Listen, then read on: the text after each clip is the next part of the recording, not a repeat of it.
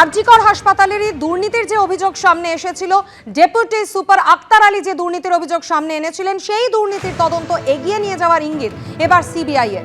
মৌখিকভাবে তদন্ত শেষের কথা জানায় কেন্দ্রীয় তদন্তকারী সংস্থা, কিন্তু তদন্ত এগিয়ে নিয়ে যাওয়ার ইঙ্গিত পাওয়া যাচ্ছে সিবিআই এর পক্ষ থেকে সাপ্লিমেন্টারি চার্জশিটে। আরো বিস্তারিত জানাবেন প্রতিনিধি প্রকাশ সিনহা, আমাদের সঙ্গে রয়েছেন। প্রকাশ, সাপ্লিমেন্টারি চার্জশিটে ঠিক কি দাবি করা হয়েছে কেন্দ্রীয় তদন্তকারী সংস্থার পক্ষ থেকে? দেখো, তুমি জানো কয়েকদিন আগেই আমরা দেখেছি আরজিকরের যে দুর্নীতি মামলা, সেই মামলায় কিন্তু চার্জশিট জমা পড়েছে এবং আক্তার আলীকে ইতিমধ্যেই গ্রেপ্তার করা হয়েছে। তাকে জেল হেফাজতে পাঠানোর নির্দেশ কোর্টের তরফে দেওয়া হয়েছিল। সেই আক্তার আলীকে আজকে ফের কোর্টে আনা হয়েছিল এবং কোর্টে এনে তার সেই মামলার শুনানি শুরু হয়। এবং যেটা দেখা যাচ্ছে যে চার্জশিট সিবিআই তরফে কোর্টে জমা পড়েছে, সেই চার্জশিটের 19 নম্বর পাতার 29 নম্বর পয়েন্টে সিবিআই তরফে জানানো হচ্ছে যে তারা বেশ কয়েকটা ফরেনসিক তদন্ত রিপোর্টের অপেক্ষা করছেন এবং সিবিআই চার্জশিটে জানাচ্ছে যে রিপোর্ট যদি পজিটিভ আসে তাহলে কিন্তু আগামী দিনে তারা তদন্ত করবেন এবং আবার তারা কিন্তু একটি ফাইনাল রিপোর্ট তারা কোর্টে জমা দেবেন। অর্থাৎ এই কথা লিখে, অর্থাৎ চার্জশিটে এই ইঙ্গিত দেওয়া হয়েছে সিবিআই তরফে যে আরজিকর দুর্নীতির মামলার তদন্ত এখনই শেষ হয়ে যায়নি। তারা কিন্তু আগামী দিনে ফরেনসিক রিপোর্টের অপেক্ষা করছেন এবং সেই রিপোর্ট যদি পজিটিভ আসে তাহলে কিন্তু আগামী দিনে তারা আরও তদন্ত করবেন এবং তদন্ত করে রিপোর্ট জমা দেবেন। কিন্তু এর আগের দিন, যেদিন রিপোর্ট জমা পড়েছিল আক্তার আলীকে গ্রেফতার করা হয়, সেদিন কিন্তু সিবিআই এর আইনজীবী কোর্টে দাঁড়িয়ে মৌখিকভাবে জানিয়েছিলেন যে ফাইনাল রিপোর্ট জমা পড়ছে এবং তদন্ত এখানেই শেষ।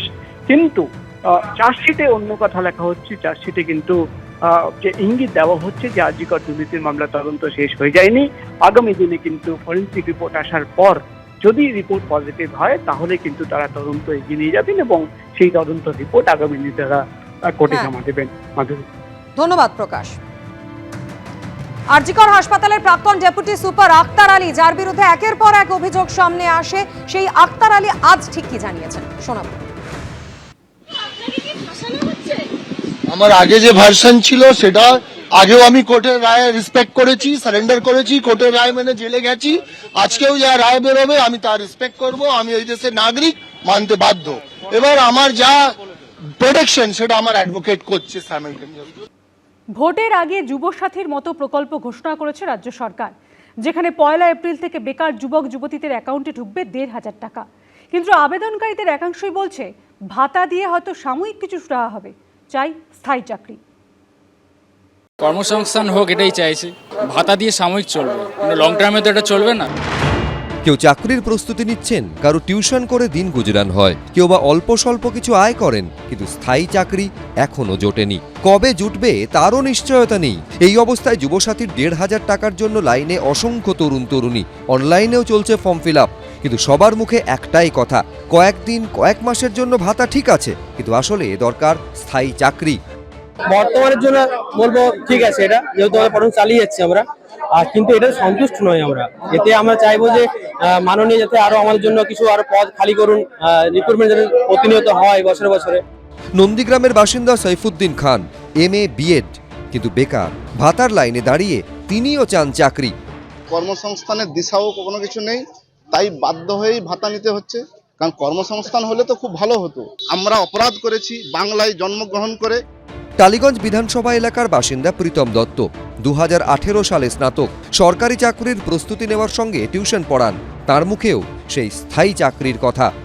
সাময়িক একটা হেল্প তো হবে, কর্মসংস্থান হোক, এটাই চাইছি। ভাতা দিয়ে সাময়িক চলবে, লং টার্মে তো এটা চলবে না। লং টার্মে চাকরির কোনো বিকল্প নেই। কর্মসংস্থান তো চাইছি, এখন আসছে ওর যদি একটু খরচ ওঠে উঠবে। আবেদন একটাই হচ্ছে চাকরি, এছাড়া আর কিছুই না। যেটা এখন পাচ্ছি ঠিক আছে, চলো হাত খরচা উঠে যাবে, মেন হচ্ছে জবটা। কেউ কেউ তো পরীক্ষা দিতে দিতে সরকারি চাকরির আশা প্রায় ভুলতে বসেছেন। দায় পড়ে এসছে আর কি, মানে এটাতে তো ভোটের আগে যা সন্তুষ্ট করা যাকে বলে, হাতে কিছু 1500 টাকা বা এরকম কিছু একটা দিয়ে সন্তুষ্ট মানুষ করছে, ভোট চাইছে মানুষের কাছ থেকে। সরকারি চাকরি আশা করছেন না? এই তো সরকারের উপরে কি আশা করবো? সরকারি চাকরি এত 26,000 ছেলে ইয়ে হয়ে গেল, চলেই গেল, আমরা চাকরি পাবো? কাটোয়ার বাসিন্দা কৃষ্ণা দত্ত একমাত্র ছেলের জন্য যুবসাথীর ফর্ম তুলতে ক্যাম্পে এসেছেন। বলছেন বহু চেষ্টাতেও রাজ্যে চাকরি না পেয়ে বাধ্য হয়ে ভুবনেশ্বরে যেতে হয়েছে ছেলেকে। কোম্পানি কাল 2 দিন হচ্ছে, 3 দিন ছেলে যদি কিছু একটা না হয় আমি মরেও বাঁচবো না। যে অঞ্জন দত্তের সেই গান, চাকরিটা আমি পেয়ে গেছি বেলা শুনছো। এই তরুণ তরুণীরাও মনে প্রাণে চান এই কথাটায় প্রিয়জনকে বা প্রিয়জনেদের বলতে, কিন্তু কবে? এবিপি আনন্দ। এলাকার উন্নয়ন থেকে নারী নিরাপত্তা কি বলছেন টালিগঞ্জবাসী, ভোটারদের কাছে এবিপি আনন্দ। দেখুন তারকার চোখে তারকা কেন্দ্র। তাক দিন দিন তা নেই কোনো চিন্তা। কি চমৎকার লাইন ভাবুন, মানে একবার দুবার মনে মনে আউড়ে নিলেই কিন্তু মাথা থেকে সমস্ত চিন্তা সরে গিয়ে মন একেবারে ফুরফুরে হয়ে যাবে। না আর কিছুই না, মহানায়ক উত্তম কুমারের মূর্তির সামনে দাঁড়িয়ে এই লাইনটাই মাথায় এলো। 1969 সাল সবরমতী সিনেমায় এই গানটি উত্তম কুমারের লিপে প্রথম কিশোর কুমারের গাওয়া গান। ভাবুন, তাদের সেই জুটি কিশোর কুমার এবং উত্তম কুমার আজও অটুট। এই যেখানে টালিগঞ্জে উত্তম কুমারের মূর্তি, তার থেকে একটু এগিয়ে গেলেই রয়েছে কিশোর কুমারের মূর্তি। আমি আজকের আমার এই টালিগঞ্জের সফর এখান থেকেই শুরু করছি। কথা বলবো সাধারণ মানুষের সঙ্গে, জানবো তাদের মাথায় কি কি চিন্তা ঘুরছে, আর সেই চিন্তা হরণের জন্য রাজনৈতিক মহল কি বার্তা দিচ্ছে। চলুন। তো আমার বিধায়ক এলাকা উন্নয়ন প্রকল্পে আমার 9টা ওয়ার্ড, সব ওয়ার্ডেই আমরা একটা একটা করে কাজ করেছি, সুন্দর করে কাজ করেছি। কোন রকম পলিসি সকলের জন্য ভেবে কিছু করবার এদের সাহস পর্যন্ত আর নেই। অনেক বেশি কাজ হওয়া দরকার। আমি একজন পরিবেশ কর্মী হিসেবে খুব উদ্বিগ্ন। গাছগুলোকে এইটুকু করে ফেলেছে, গোড়াটা বাদিয়ে দিয়েছে। গাছটা শুধু একটা ঝড়ের অপেক্ষা বসে আছে, পড়লেই তাকে কাটো আর বেচো। কিন্তু আমি যেটা সব থেকে বেশি জোর দিয়েছি সেটা হচ্ছে পরিবেশ, জলাশয় সংরক্ষণ। রুটি রুজি মূল হচ্ছে জীবন জীবিকার সমস্যাটাকে সমাধান করতে হবে। সালটা 1996, বামেদের হাত থেকে হাতছাড়া হয়ে যায় টালিগঞ্জ বিধানসভা কেন্দ্র। তৃণমূল তখনও প্রতিষ্ঠা হয়নি, তখন জাতীয় কংগ্রেসে ছিলেন পঙ্কজ বন্দ্যোপাধ্যায়। তিনি সিপিএম এর হাত থেকে এই আসন কেড়ে নেন। তারপর 1998 সালে তৃণমূল প্রতিষ্ঠা হওয়ার পরেও 2001 সালের বিধানসভা নির্বাচনে জয়ী হন পঙ্কজ বন্দ্যোপাধ্যায়। এরপর টানা 2 দশক টালিগঞ্জে বিধায়ক অরূপ বিশ্বাস।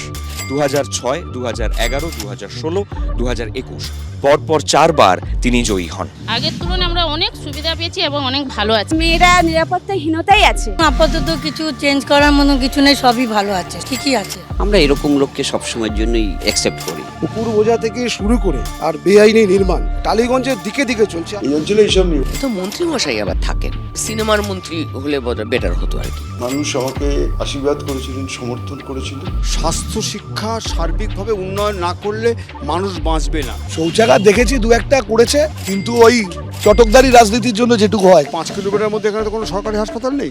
এবার বাঙ্গুরে এখান থেকে যেতে গিয়ে যদি যানজটে পড়ে যায় খুব মুশকিল। ব্যস্ত সময় এনএসসি বোস রোড দিয়ে যাতায়াত করা এক কথায় কঠিন। কিছু কিছু মানুষ তার বাড়ির সামনে গাড়ি রাখেন, এটা আমরা সবাই মিলে, পাড়া প্রতিবেশীরা সবাই মিলে কথা বলি, একটা সিস্টেমের মধ্যে দিয়ে সেটাকে করার চেষ্টা করি। কর্মসংস্থানকে প্রায়োরিটি দিতে হবে। পশ্চিমবঙ্গের মানুষ এখন কেউ না খেয়ে নেই, ফ্রিতে রেশন পাচ্ছে, ফ্রি চাল পাচ্ছে, ফ্রিতে সবকিছু পাচ্ছে। খুবই উপকৃত হয়েছি। আমি আমার এমএলএ ল্যাডে 73% টাকা জলাশয় সংরক্ষণে খরচ করেছি। টালিগঞ্জ এলাকায় যদি উন্নয়নের কথা বলতে হয়, তাহলে মনে হয় সব থেকে গুরুত্বপূর্ণ হলো টালি নালার সংস্কার। একই দীর্ঘদিন ধরে টালি নালার প্রবাহ কমছে। তারপর মেট্রো সম্প্রসারণের জন্য নতুন পিলার বসার পর থেকে কি প্রভাব পড়েছে টালি নালার ওপর, তা নিয়ে কোনো এনভায়রনমেন্টাল ইম্প্যাক্ট অ্যাসেসমেন্ট হয়েছে কি? প্রায় 1 দশক আগে দূষণ নিয়ন্ত্রণ পর্ষদ থেকে 57টি নিকাশি নালা, যেখান থেকে দূষিত জল এসে টালি নালায় মেশে, তার জন্য একটা সমীক্ষা হয় এবং একটি রিপোর্ট দেওয়া হয়।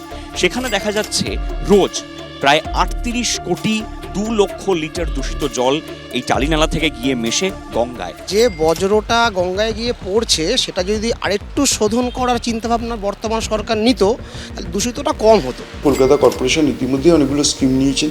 সব মিলিয়ে আমরা খুব উদ্বিগ্ন।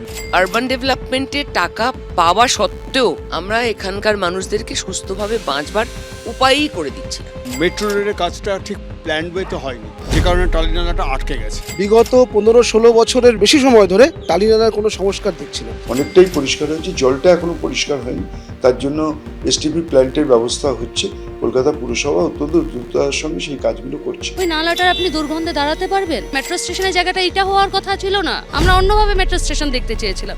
এইরকম মেট্রো স্টেশন নেই। এটা মাথার উপর মেট্রো উঠেছে, শুধু ওইটুকুই দেখেছি, নিচে সংস্কার আমরা লক্ষ্য করি। দীর্ঘদিন ধরেই ভোগাচ্ছে। এটার মধ্যে পলিটিক্যাল উইলের একটা অভাব আমি দেখতে পেয়েছি। এখানে আগে হাঁটু অবধি জল হতো, কোমর অবধি জল থাকতো বর্ষাকাল। এই জিনিসটা মুছে গেছে প্রায়। এখন এই মুহূর্তে টালিগঞ্জে কোনো জায়গায় জল যাওয়ার কোনো সমস্যা নেই। এখন সেই পরিষেবা আগের তুলনায় 100 টাইম বেটার। টালিগঞ্জ ট্যুর আজ এত দূর। জনমত জানতে ঘুরবো আরও অনেক পথ। আপনারা দেখতে থাকুন তারকার চোখে তারকা কেন্দ্র, আর চোখ রাখুন এবিপি আনন্দে। এবিপি আনন্দ, এগিয়ে থাকে, এগিয়ে রাখে।